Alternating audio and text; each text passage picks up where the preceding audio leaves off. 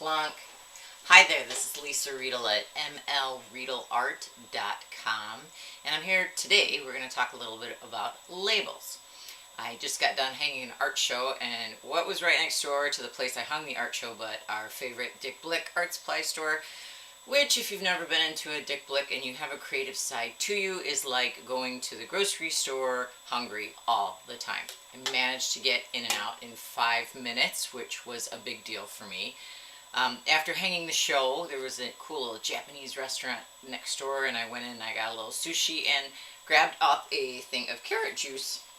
Noticed on the back of the carrot juice that the nutritional content label was actually gone over with a fake content label. I'm going to peel that back later and find out actually what I did put into my body, but then at the same time, I decided, I wonder, this product I picked up from Dick Blick's, it's different than I normally use. It's a fixative for oil pastels. That's my current medium of choice.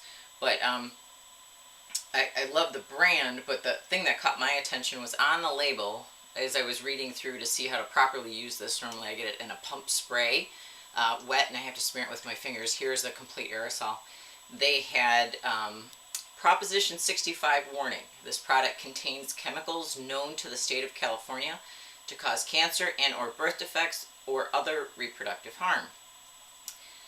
Caused me to stop and pause and ask myself, how kind am I to myself when I create? And the answer is probably not very kind. I don't pay attention to labels a lot. Let's face it, if we read all the labels, we'd probably never make it out of the bathroom in the morning, to be honest. But just made me stop and think for a minute. If they have to put the label on their product, which is not a bad product, it's a good company and a manufacturer, what other things are we as artists avoiding in order to take care of ourselves? And I'll be honest, self-confession, I love the smell of spray cans and paint fumes and oil pastels, all those smells. Smelling is part of the creative process as well. I love it. But maybe I'll stop and I'll think a little bit more next time before I pick up something and pay a little attention to read the label.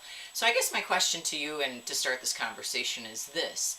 What do you do to protect yourself in the studio? I know a lot of people like to wear gloves. A lot of people like to wear masks. I'm a touchy-feely kind of person, so that might not be an option. But I'd like to just put it out there, and if anybody wants to get back to me at lmriedelart.com or riedelart@yahoo.com, throw them out there. We'll create a conversation going, and let's discuss it, because I think there's a lot of things that we could say and teach each other and help each other with product as artists. So that's my spiel for today. Also had thoughts, next time we'll talk about framing.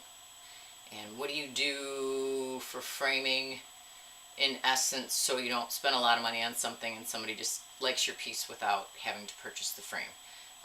So again, lmriedelart.com, that's RIEDL, and hope to start this conversation going, and we'll talk to you soon. Take care.